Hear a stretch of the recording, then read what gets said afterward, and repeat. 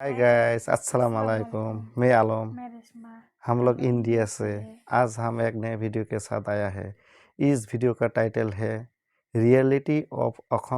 अखंड भारत। तो चलो वीडियो को लास्ट तक देखते हैं और सुनते हैं अखंड भारत के बारे में क्या क्या बताया है। तो हमारा चैनल को लाइक कमेंट शेयर सब्सक्राइब कीजिए। तो चलो वीडियो स्टार्ट करते हैं।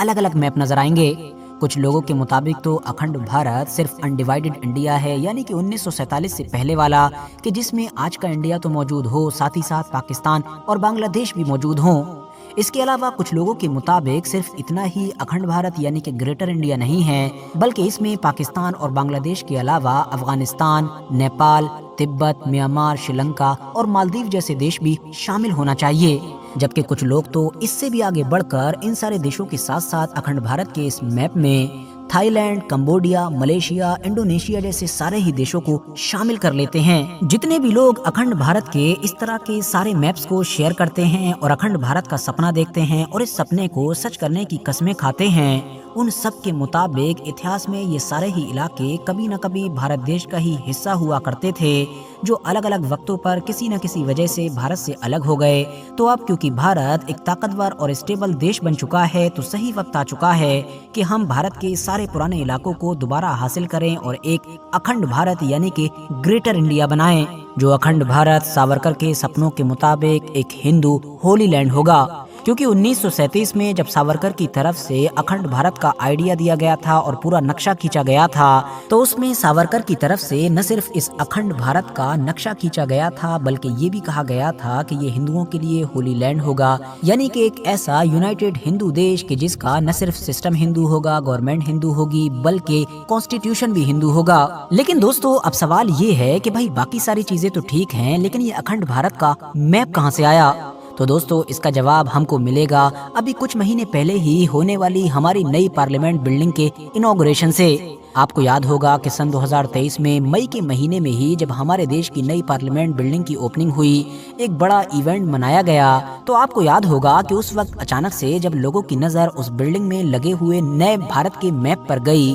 तो न सिर्फ उससे भारत में ही बल्कि भारत के बाहर भी कई देशों में काफ़ी हंगामा हुआ और काफ़ी डिबेट वगैरह हुई, क्योंकि ये कोई आम मैप नहीं था, बल्कि ये तो एक अनोखा और अलग मैप था कि जिसको लेकर बीजेपी के बहुत सारे सपोर्टर्स और बहुत सारे मेंबर्स ने फौरन सोशल मीडिया के जरिए से ये चीज़ पोर्ट्रे करना शुरू की कि ये देखिए अखंड भारत का मैप है और अब अखंड भारत ही सच्चाई है और अखंड भारत का सपना सच करने की ओर हम बड़ी तेजी के साथ बढ़ रहे हैं। इसका असर ये हुआ कि बांग्लादेश और पाकिस्तान जैसे देशों की तरफ से तो ऑब्जेक्शन किया ही गया, मगर नेपाल ने तो खुद गुस्से में अपना ही एक अखंड नेपाल यानी कि ग्रेटर नेपाल का मैप जारी कर दिया, जिसमें इंडिया के बहुत सारे हिस्सों को नेपाल में दिखा दिया। मामला इतना ज्यादा आगे बढ़ जाने की वजह से फिर बाद में इंडियन गवर्नमेंट की तरफ से ऑफिशियली सफाई दी गई कि दरअसल ये कोई अखंड भारत या ग्रेटर इंडिया का मैप नहीं है, बल्कि ये तो अशोका के उस एम्पायर यानी कि उस सल्तनत का मैप है कि जो आज से लगभग 2250 साल पहले यानी कि 250 ईसा पूर्व में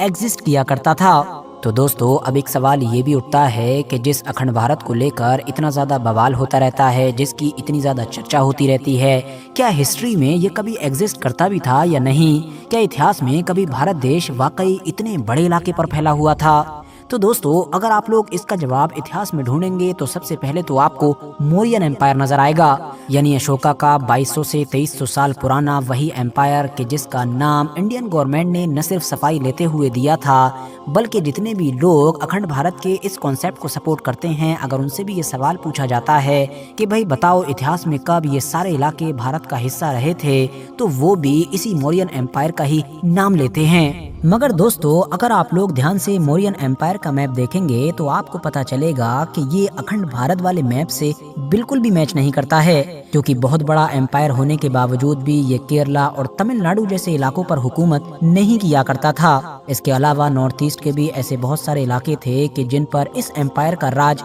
नहीं हुआ करता था। तो जाहिर है इसका मतलब ये तो नहीं हो जाता कि ये अखंड भारत में शामिल नहीं हैं, बल्कि ये तो खुद जो मौजूदा हमारा देश है उसका भी अटूट अंग हैं। इसके अलावा मौर्यन एम्पायर का ये जो मैप है भी ये इतना ज्यादा ऑथेंटिक नहीं माना जाता है। उसकी वजह ये है कि उस दौर में मैप वगैरह तो पब्लिश नहीं किए जाते थे, बल्कि बहुत बाद में यानी सैकड़ों और हजारों साल गुजर जाने के बाद हमारी दुनिया के जो आर्कियोलॉजिस्ट हैं उन्होंने मिलने वाले बर्तनों के जरिए से, सिक्कों के जरिए से ही यही अंदाजा लगाया है कि कहां कहां पर मौर्यन एम्पायर का राज हुआ करता था। बाकी मौर्यन एम्पायर के बाद अगले सैकड़ों सालों तक भारत में बहुत सारी सल्तनतें कायम हुई और ख़त्म हुई, लेकिन कोई भी इतनी असरदार और इतने बड़े इलाके पर नहीं फैल सकी। लेकिन हाँ, फिर उसके बाद एक ऐसी सल्तनत, एक ऐसा एम्पायर भी कायम हुआ कि जिसका मैप मौर्यन एम्पायर के मुकाबले में अखंड भारत से ज्यादा मैच करता है, और वो सल्तनत थी बादशाह औरंगजेब आलमगीर की मुगल सल्तनत। औरंगजेब आलमगीर के दौर के इस मुगल एम्पायर के मैप को देखिए कि जब मुगल एम्पायर अपने पीक पॉइंट पर था और इसके अंडर में श्रीनगर से लेकर मैसूर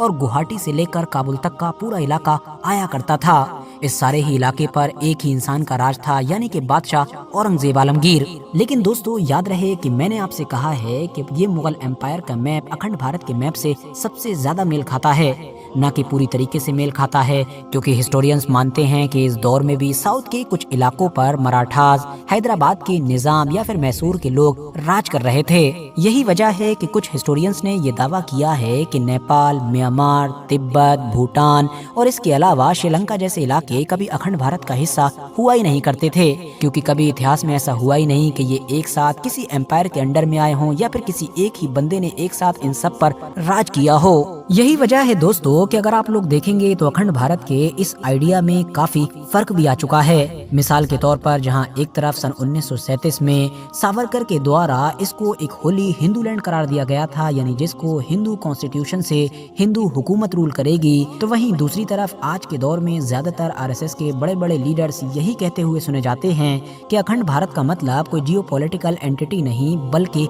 कल्चरल एंटिटी है। यानी उनका मतलब ये होता है कि हम अखंड भारत बनाने के लिए इन सारे देशों पर वॉर डिक्लेयर नहीं करेंगे, कोई जंग वगैरह नहीं करेंगे, बल्कि हम तो इन सारे ही इलाकों को पीसफुली यूनाइट करेंगे, यानी कि एक यूनाइटेड इंडिया बनाएंगे। खुद प्रधानमंत्री नरेंद्र मोदी के द्वारा भी सन 2012 में एक बयान दिया गया था जब वो गुजरात के सीएम हुआ करते थे, कि जिसमें उन्होंने कहा था कि हम इन सारे देशों पर कोई वॉर डिक्लेयर नहीं करेंगे, बल्कि हम तो पीसफुली इन सबको यूनाइट करेंगे और फिर इन सारे देशों को मिलाकर यानी इस पूरे ही इलाके को बोला जाएगा संस्कृत भारत। अब ये पीसफुली भी बनने वाला अखंड भारत कैसा होगा ये आज तक नहीं बताया गया है। क्या ये सावरकर के सपनों के मुताबिक एक हिंदू कॉन्स्टिट्यूशन से चलने वाला हिंदू राष्ट्र होगा, या फिर आज के यूरोपियन यूनियन की तरह ये सारे देश तो अलग अलग रहेंगे लेकिन ऊपरी तौर पर इनको जोड़ दिया जाएगा ताकि ट्रेवल फ्री हो सके, यानी हर कोई एक दूसरे के देश में ऐसे आ जा सके जैसे आज के दौर में हम लोग एक राज्य से दूसरे राज्य में चले जाते हैं। फिलहाल कुछ हिस्टोरिकल और पॉलिटिकल एक्सपर्ट्स यही मानते हैं कि वक्त के साथ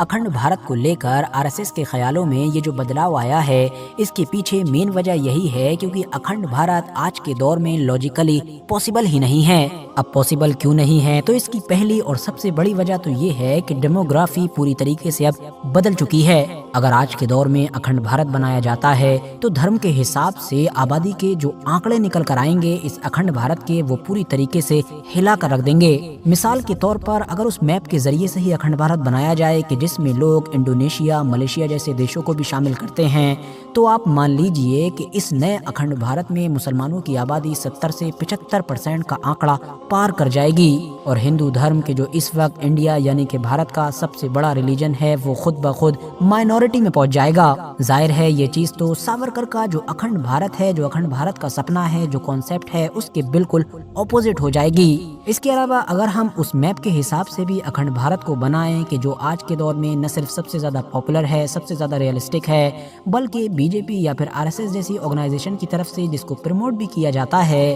तो उस हिसाब से भी इस अखंड भारत में अफगानिस्तान, पाकिस्तान और बांग्लादेश जैसे देश तो शामिल ही होंगे। तो इस कंडीशन में भी मुस्लिम पॉपुलेशन या तो हिंदू पॉपुलेशन से आगे निकल जाएगी या फिर बराबर में आकर खड़ी हो जाएगी। बाकी जो अखंड भारत के लगभग इम्पॉसिबल होने के पीछे जो दूसरी वजह है वो मैं ऑलरेडी मेंशन कर चुका हूँ, क्योंकि अगर इस सपने को साकार करना है तो आसपास के सारे देशों से जंग करनी ही पड़ेगी और जंग भी करनी होगी पाकिस्तान से जो खुद न्यूक्लियर पावर है, या फिर उस अफगानिस्तान से जो लंबे वक्त से अमेरिका या फिर सोवियत यूनियन जैसी ताकतों से जंग करता ही आया है। वैसे तो अफगानिस्तान और पाकिस्तान से भारत देश हर मामले में ही बहुत आगे है, न सिर्फ आगे है बल्कि काफी ताकतवर भी है, न्यूक्लियर पावर भी है। मगर उसके बावजूद भी एक जंग जंग ही होती है, क्योंकि जंग चाहे कोई भी हारे लेकिन बर्बादी दोनों साइड की होती है। और फिर खास तौर से पाकिस्तान तो खुद भी एक परमाणु ताकत है, तो जब दो परमाणु ताकतों में युद्ध होगा तो उसका अंजाम क्या होगा ये मुझे आपको बताने की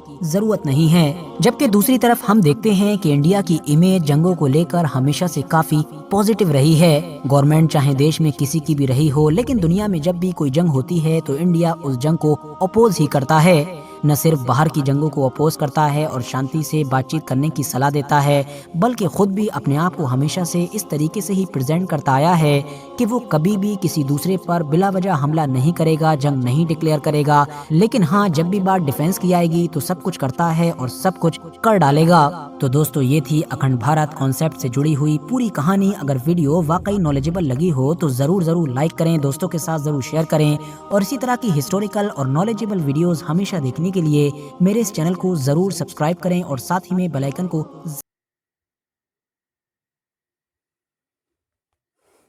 तो ये वीडियो बहुत अच्छा लगी। आप लोगों को कैसे लगी ये वीडियो, कमेंट में कमेंट कीजिए। तो आज का वीडियो इतना ही, नेक्स्ट टाइम मिलते हैं।